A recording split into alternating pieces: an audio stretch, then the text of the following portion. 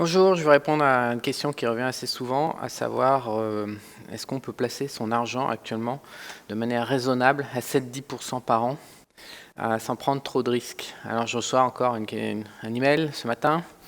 Mon frère et un de ses amis m'ont parlé de vos vidéos, je suis allé en voir quelques-unes, notamment celle qui parle des dividendes d'actions à 9%. En effet, j'ai un peu de disponibilité que je souhaite placer de manière plutôt sécurisée qu'un rendement honnête. Alors laissez-moi rappeler juste une petite vérité. Un placement honnête, sécurisé, qui rapporte 7 à 10% par an, ben, ça n'existe plus. Ça a existé, oui, mais ça fait un certain nombre d'années que ça n'existe plus. Du fait de l'environnement macroéconomique et de l'action des banques centrales, on n'a plus rien qui rapporte 7 à 10% par an. La meilleure preuve, c'est que les caisses de retraite qui sont littéralement aux abois au bord de la faillite, elles n'auraient pas de problème pour placer leur capital et répondre à leurs impératifs et leurs obligations s'il existait un moyen de placer de l'argent à 7-10% par an. Aujourd'hui, on sait que ces caisses de retraite, je crois que les Espagnols ont acheté la dette turque avec les banques. En fait, ils sont en train d'acheter des dettes émergentes qui rapportent entre 5 et 10% par an parce qu'elles sont libellées en dollars. Mais il y a un risque de faillite majeur dès que le dollar monte. Donc si on se retrouve avec des caisses de retraite, acheter de la dette de pays émergents qui est avec un mauvais rating, du high yield, ce qu'on appelle le high yield, ou la dette distress des entreprises, du corporate. Si on en arrive avec des caisses de retraite qui sont en train de mettre une partie de leur portefeuille là-dedans, c'est qu'un moyen honnête, sécurisé, c'est 10% par an, ça n'existe pas du tout, mais alors là, on en est très loin.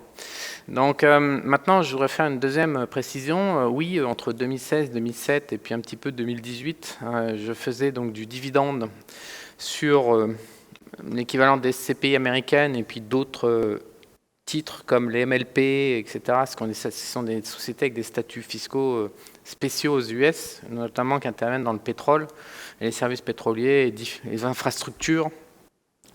Alors j'ai arrêté parce que tout simplement ça marchait plus et je vais vous montrer aujourd'hui aussi pourquoi j'ai arrêté.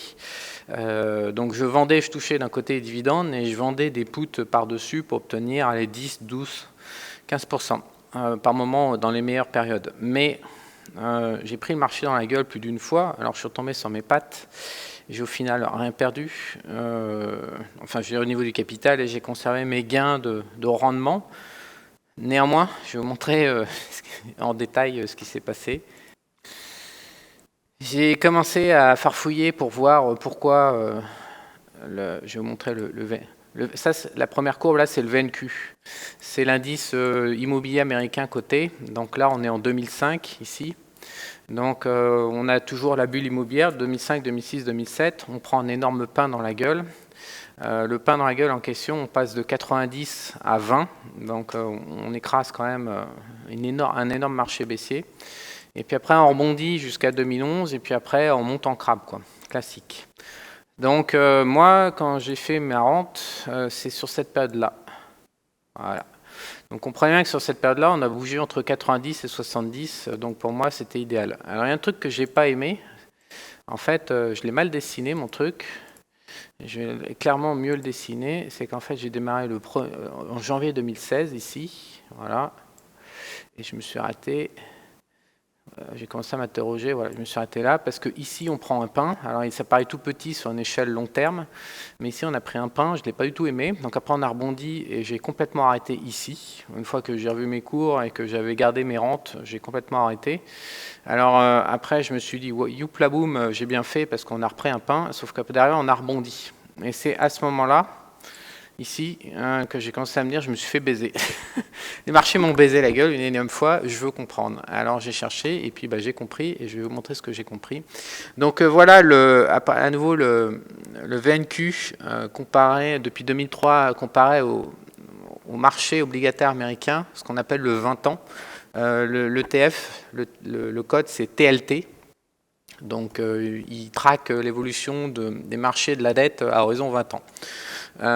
Et donc en fait, le TLT, c'est très simple, hein. Si vous dessinez ça comme ça, et vous prenez la période 2003-2007, qu'est-ce qu'on voit? On voit tout simplement que on a la bulle immobilière qui se déclenche voilà, en 2005.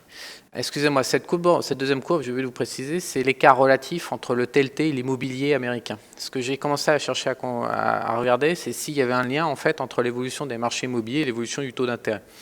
Et donc, je vais vous faire la comparaison maintenant. Donc, quand vous voyez, pendant la période de bulle immobilière, en fait, vous voyez que avant la folie de 2006-2007, eh ben, vous voyez qu'en fait, c'est complètement corrélé, l'évolution des taux d'intérêt à 20 ans avec l'évolution du marché immobilier américain. Ensuite, on a la folie immobilière. Donc là, on a la courbe qui descend, c'est-à-dire que le marché à 20 ans, le marché des taux d'intérêt à 20 ans fait beaucoup moins bien que l'immobilier américain.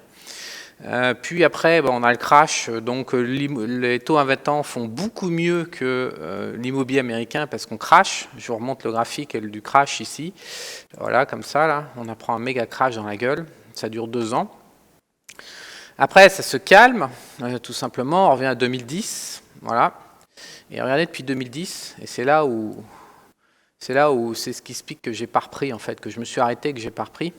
Depuis 2010, en fait, le marché immobilier américain et le marché du taux à 20 ans américain sont totalement corrélés. Donc il y a un écart, grosso modo, allez, on a des micro-variations hein, à moyen terme comme ça, mais c'est de l'ordre de 20% d'écart, et la plupart du temps, en fait, on est complètement... l'immobilier suit, en fait, le niveau de taux d'intérêt. Donc plus les taux d'intérêt sont bas, plus la valeur de l'immobilier coté est chère. Et inversement, qu'en fait, quand on a un risque macroéconomique de remontée des taux, généralement, le VNQ prend des claques dans la gueule, des petites claques court terme, comme je l'ai montré ici, là, ici. Ça, c'était la crise de fin 2018. On a eu, à chaque fois qu'il y a des alertes, en fait, ça c'était début 2018. Et donc voilà, donc en fait, m'a explosé la conclusion dans la tronche que si je suis en train de vendre des options, des puts sur les titres immobiliers cotés américains, je suis en fait en train de vendre des puts sur une non-remontée des taux d'intérêt américains à 20 ans. Et donc tout d'un coup, je me suis demandé, est-ce que c'est ça que j'ai envie de faire ? Est-ce que je maîtrise la tendance du 20 ans américain ? Est-ce que j'ai des modèles pour prévoir son futur ? La réponse était non, et à ce jour, c'est toujours non. Donc, la conclusion générale a été que vers septembre-octobre 2018, donc une fois que j'ai récupéré à la mi-2018 le premier problème du début de l'année 2018 de la baisse, qu'est-ce que j'ai fait ? Je suis parti tout simplement vers les secteurs. J'ai commencé vraiment à trader de manière super active les secteurs à partir de octobre-novembre, et puis j'ai complètement arrêté la vente d'options.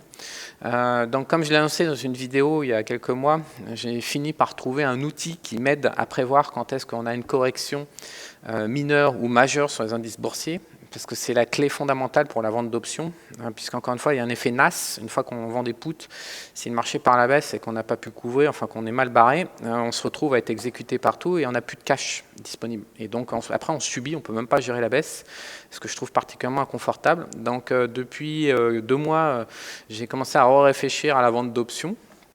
Mais en attendant, ma stratégie principale, c'est du trading sur la rotation sectorielle.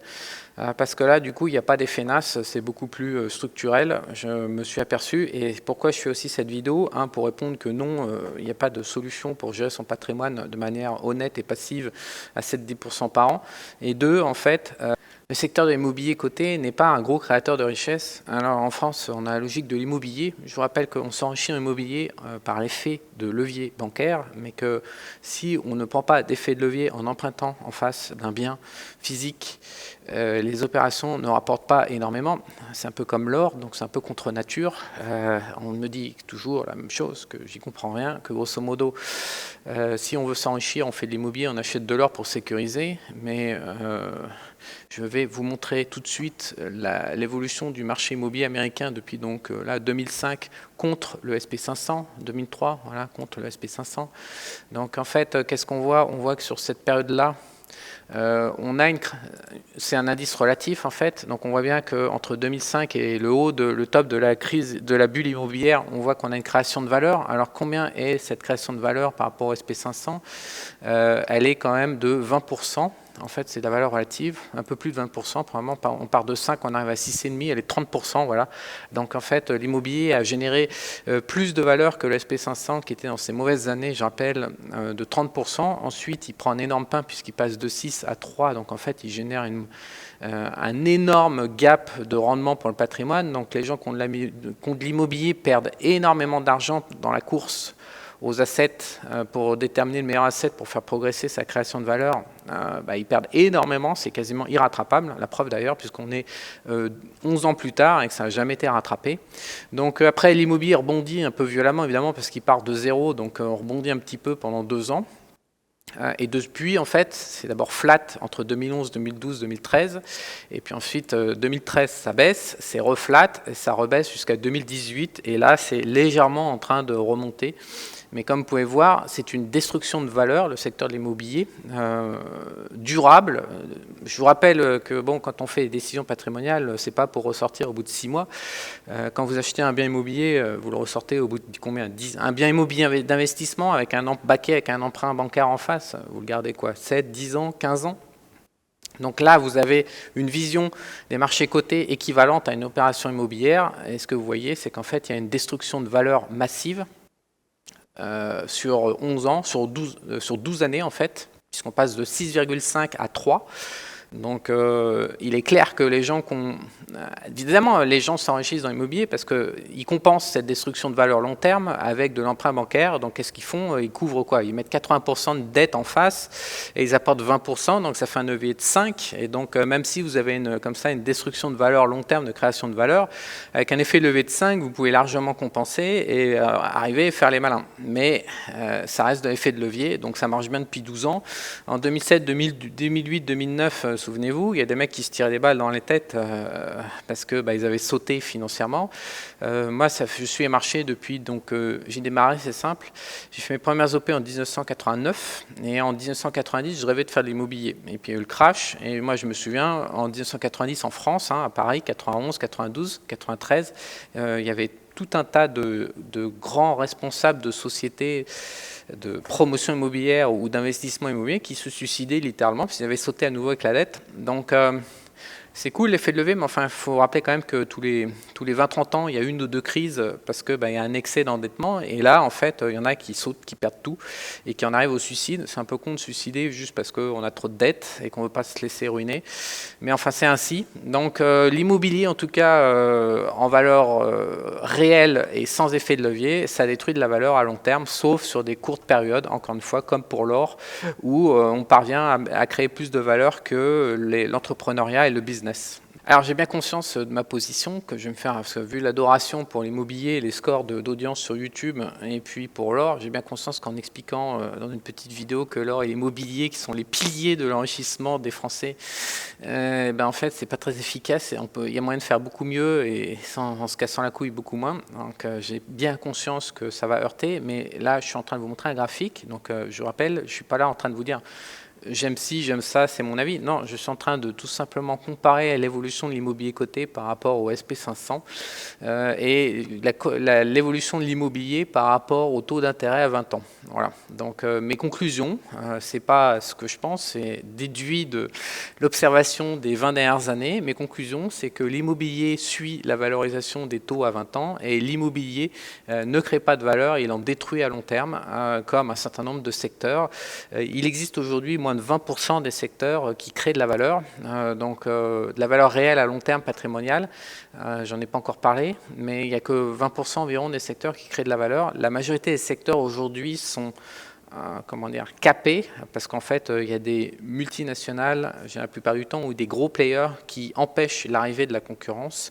Et donc, c'est un gâteau qui est partagé entre une poignée de gens qui, la plupart du temps, s'entendent. Alors évidemment, en surface et dans les médias, on simule une guerre, on simule une compétition entre les gros players, mais la plupart du temps, ces gens d'abord se réunissent dans les mêmes groupes. Je vous invite, parce que ça aussi, c'est des choses... je vais vous montrer une petite vidéo. Alors pour ceux qui rêvent encore d'un monde qui fonctionne normalement et qui estiment que mes visions sur le socialisme sont toujours erronées et que en fait c'est beaucoup moins dégueulasse que ce que je décris, et en fait sachez que je décris pas ce qui est dégueulasse en ce moment, je n'ai pas envie de me prendre une balle dans la tête, mais j'en sais assez pour faire ma gueule. Néanmoins, il y en a un qui a ouvert sa gueule, c'est assez surprenant. Donc, il a travaillé pour la DGSE à Guernesey puis au Luxembourg. Donc, je vous invite à aller sur YouTube et à regarder Évasion fiscale, les révélations d'un ancien espion. Donc vous allez découvrir que d'ailleurs nos chers politiciens, le fameux François Fillon, la pauvre victime du système, en fait il a son fonds offshore, voilà. Vous allez découvrir un certain nombre de choses. Le truc le plus intéressant, de choses sur le socialisme et l'envers du décor. Donc la justice n'a pas du tout mis en œuvre des procédures pour vérifier ce qu'il raconte, mais il n'a jamais reçu aucune attaque judiciaire sur ces informations, ce qui est quand même ce qui montre le niveau infini de corruption de la justice française.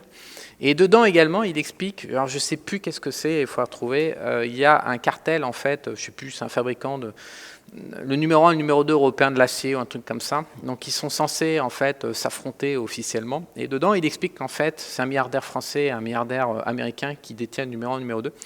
Et dans ce reportage, il explique noir sur blanc, cash avec les noms et tout, qu'en fait, il y a une holding au Luxembourg qui détient à part commune le numéro 1 et le numéro 2 et qu'en fait, on a une compétition qui est complètement simulée et qu'en fait, c'est un cartel, c'est même une entente, c'est quasiment un monopole avec le numéro 1 et le numéro 2 sur le marché.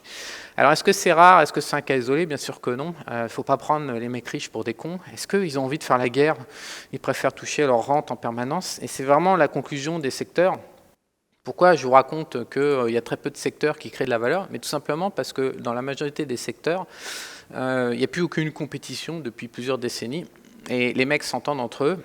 Moi, je me souviens, par exemple, je veux le dire, mon père, je crois, en 1995, m'a expliqué un jour que chaque année, au mois de janvier, dans la région centre, tout le monde se réunissait pour discuter des grands contrats de construction publics et ils se partageaient les marchés. Puis après, ils faisaient des appels d'offres toute l'année en y répondant, chacun ayant réglé les niveaux de prix de manière à ce que ce soit le mec décidé en janvier qui gagne. Voilà, donc on est dans un système mafieux en France. Moi, je me suis barré. Donc, mais j'en ai néanmoins gardé le souvenir quand j'ai commencé à regarder les secteurs. Il est clair que quand on a, quand on trade et quand on réfléchit à long terme à une stratégie, pourquoi je suis parti sur les secteurs et la rotation sectorielle? Parce que, il y a des cycles, c'est impossible d'avoir une économie sans cycle, et deux, il n'y a que un ou deux gros créateurs de valeur dans les économies généralement, et donc on obtient un avantage à jouer ceux qui créent de la valeur. Alors cette création de valeur, elle est passagère, ça peut durer 6 mois comme ça peut durer des années. Aux États-Unis, la techno, ça fait 10 ans que c'est reparti et qu'il y a une création de valeur infinie là-bas, dans la techno. Ça s'arrêtera un jour, mais voilà, c'est des choses dont on peut profiter en tant qu'investisseur. Donc pour répondre à la question initiale de mon cher lecteur qui me découvre, est-ce qu'il existe un moyen raisonnable pour placer 100, 200 000 à 7-10%? Alors de manière passive et sans rien branler et non risqué, ça n'existe pas. En revanche, si on accepte d'être actif et de prendre quelques risques, oui, il existe un moyen, c'est tout simplement de profiter de la création de valeur sur les secteurs d'activité. C'est ce que je connais de mieux. Concernant les dividendes, d'abord, je subis un prélèvement à la source, comme tout le monde, de 30% de la part des États-Unis sur la distribution des dividendes.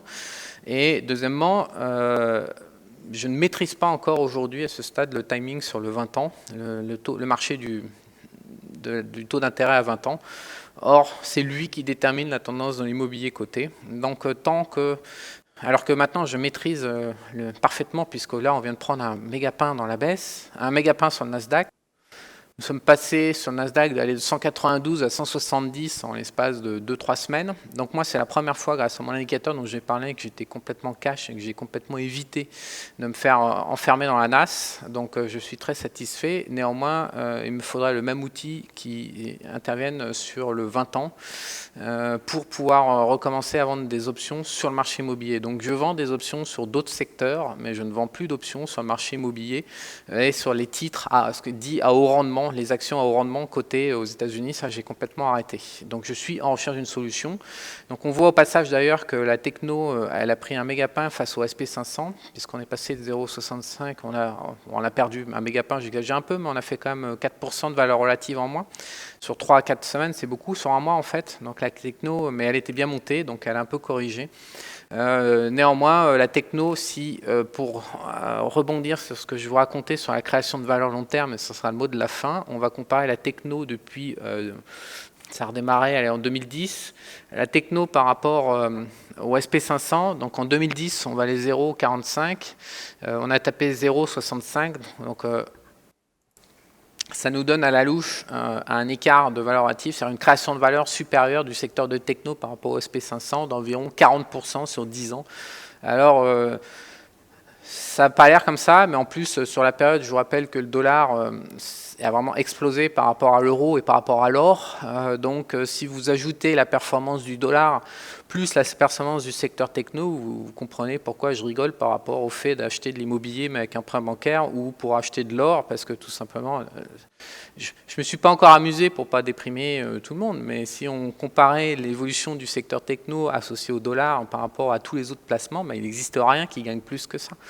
Donc, et les rapports sont énormes, les différences sont énormes. Donc il y a des gens aussi qui m'ont écrit suite à ma dernière vidéo, j'ai toujours pas compris comment tu t'étais enrichi. Bah ouais, bah ouais, parce qu'en fait je ne m'enrichis pas en valeur, je me retrouve au bout de 10 ans avec un capital qui a un fort pouvoir d'achat, mais c'est parce qu'en fait il y a des choix qui délivrent pas de la valeur immédiate, mais qui délivrent de la valeur sur 10 ans qui sont énormes, et donc et sans rien faire en fait. Donc les choix, ce que j'essaie de vous faire réfléchir depuis quelques mois, c'est aux choix patrimoniaux que vous faites et aux conséquences que ça a au bout de 5 à 10 ans, et non plus arrêter de regarder sur 6 mois, 1 an, 2 ans, parce que ça n'a pas de sens.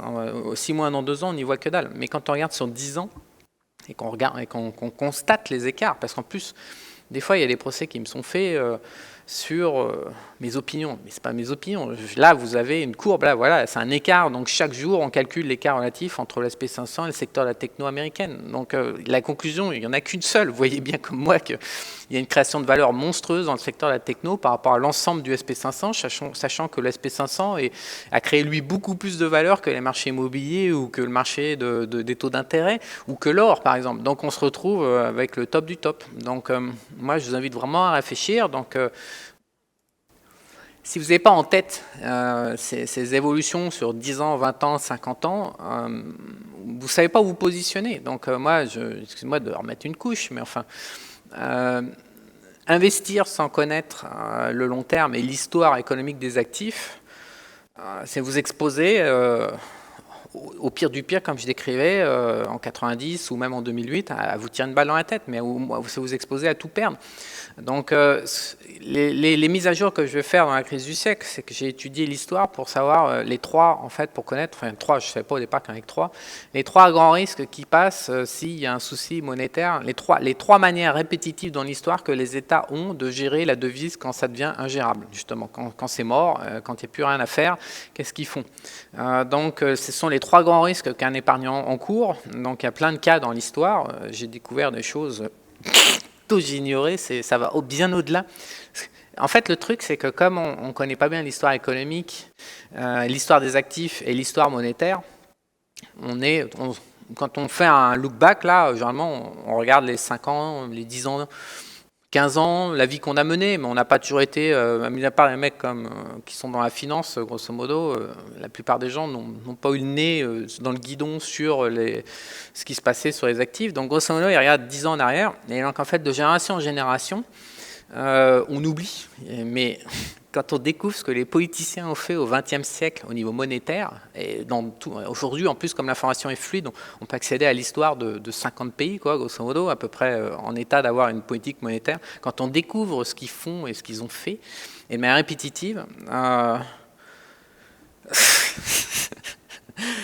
on comprend que les amis, la famille, c'est sympa, mais qu'il faut quand même être mobile et que la seule réponse à l'agressivité de ces politiciens et de cette corruption généralisée et ce mépris, c'est même plus du mépris, c'est de la haine, on comprend que la seule réponse possible, c'est la mobilité internationale, parce que il est rare dans l'histoire de l'humanité, avec 200 pays, il est rare que tous les pays intégralement soient dans la merde en même temps. Il y a toujours des pays qui ne sont pas dans la merde en même temps, qui n'ont pas le même cycle. Pour des raisons très simples, en fait, c'est que la démographie, donc l'aptitude des femmes à pondre avec les hommes sur une plage donnée, en fait, ces espèces de vagues démographiques montantes et descendantes, elles n'ont pas lieu en même temps dans tous les pays. Et la démographie crée les tendances macroéconomiques. Il n'y a pas à chier 2 secondes, c'est vraiment le... Évidemment, la démographie peut se compenser en partie, peut se juguler par les gains de productivité, mais les gains de productivité ne sont pas assez conséquents la plupart du temps par rapport aux variations en pourcentage des vagues démographiques. Donc, au final, le premier critère, ça reste le critère de démographie, de naissance et de décès. Et donc, il est à ce jour, l'ensemble des pays mondiaux ne sont pas corrélés au niveau de la démographie. Donc, on se retrouve avec des cycles macroéconomiques décalés, et donc de manière assez opportune, je pense qu'il est nécessaire de comprendre tout ça une fois qu'on connaît l'horreur des politiciens vis-à-vis de la monnaie. Et encore, hein, je parle sur le XXe siècle, je peux remonter les rois de France, les rois d'Angleterre, en Italie, le machin, les juifs qui prêtent de l'argent aux rois, qui se font zigouiller. Enfin, toute l'histoire est jalonnée depuis 800 ans, depuis 8 siècles ou 10 siècles, toute l'histoire est jalonnée de... C'est que ça, en fait. En fait, le gros des problèmes depuis 8 siècles ou 10 siècles, c'est que les États en prennent de l'argent, ils ne veulent pas payer derrière. Enfin, et puis, d'un côté, ils fracassent le peuple pour le prélever des États, et de l'autre, ils essayent d'entuber les créanciers. C'est à peu près, si on regarde. Et après, le gros de l'autre activité, ça consiste à voler les ressources du voisin qui a un peu mieux marché en faisant la guerre. C'est à peu près ça l'histoire de l'humanité en Europe aujourd'hui, depuis 10 siècles, depuis 20 siècles. Il n'y en a pas d'autres, donc c'est pas très reluisant. Donc une fois qu'on comprend ça, et ce modèle répétitif, c'est même pas un modèle répétitif, c'est la manière de gérer les humains aujourd'hui sur Terre. Une fois qu'on comprend ça, on se dit, bon, bah, maintenant, je regarde les démographies, les machins, les trucs, et puis je vais pisser dans le sens du vent de la démographie et des États qui risquent d'être décorrélés par rapport au bordel. Donc clairement, en Europe, on arrive à un niveau historique où ça va péter, voilà, entre la démographie qui descend et les niveaux de dette avec le PEC de taux, etc. On se retrouve complètement dépendant d'une non-hausse du dollar. Il suffit que le dollar monte, il suffit qu'il y ait de l'inflation aux États-Unis, parce qu'il y a de la croissance, et c'est mort, tout saute. Donc on voit bien qu'on tient à un fil, en fait. Alors ce fil peut durer encore. Il y a différents scénarios pour le futur. Mais si c'est pas ça, on ne peut pas espérer que les États-Unis ne fassent pas de croissance, par exemple, à horizon de 10 ans. Il va peut-être y avoir une vague de correction. Là, les marchés obligataires sont en train de nous signaler qu'il va y avoir une vague de correction à 1 an. Mais une correction, ça dure 2 trimestres. On se met la tête au carré parce qu'il y a 2 trimestres de récession économique. C'est rien. Sur une période de 10 ans, on sait que l'Europe n'y coupe pas. On sait que l'Europe, on va se faire couper la tête. Parce que l'Europe ne peut pas, la devise étant la variable d'ajustement entre les peuples, c'est ce qui price les écarts de productivité et autres. Si on sucre la devise, l'économie s'écroule, ça ne peut pas fonctionner, ça n'a jamais fonctionné, ça ne pourra jamais fonctionner. Donc on sait que l'Europe est morte et que sa survie ne dépend qu'avec la non-croissance américaine. Donc le jour où les États-Unis font 4-5% de croissance voilà, dans un sursaut et que le dollar monte et que l'inflation repart, l'Europe est finie, ça saute, ça s'écroule. Et donc qu'est-ce qui va se passer? Ils vont tuer tout le monde au niveau des épargnants une énième fois. Donc quand on regarde l'histoire, on se dit bon, bah voilà, ça se répète et tout. Et la seule solution, c'est bien sûr la mobilité. Et en tant qu'investisseur, on comprend tout ça et c'est toujours le même truc qui se répète. Et donc la rotation sectorielle, la rotation des actifs et les cycles d'endettement, c'est extrêmement répétitif. Alors c'est très long terme, donc c'est pour ça à mon avis investir sans avoir connaissance de où on se situe dans le cycle à long terme, c'est un 10, 20, 30 ans, 50 ans, si on ne sait pas où on est là-dedans, on n'a pas les valeurs extrêmes, ça marche pas non plus, ça il y a un moment. Donc moi, vous avez le gros actuellement de mon fonctionnement. Voilà, je trade sur le secteur, sans effet de levier actuellement. Et au niveau assets, j'utilise également la rotation sectorielle, la rotation des assets au niveau mondial, avec les seuils tout simplement mondiaux. Voilà. Et puis avec ça, il est possible tout à fait de faire 10-15% sans effet de levier, encore une fois, et en y consacrant par contre un peu de temps, ça c'est clair.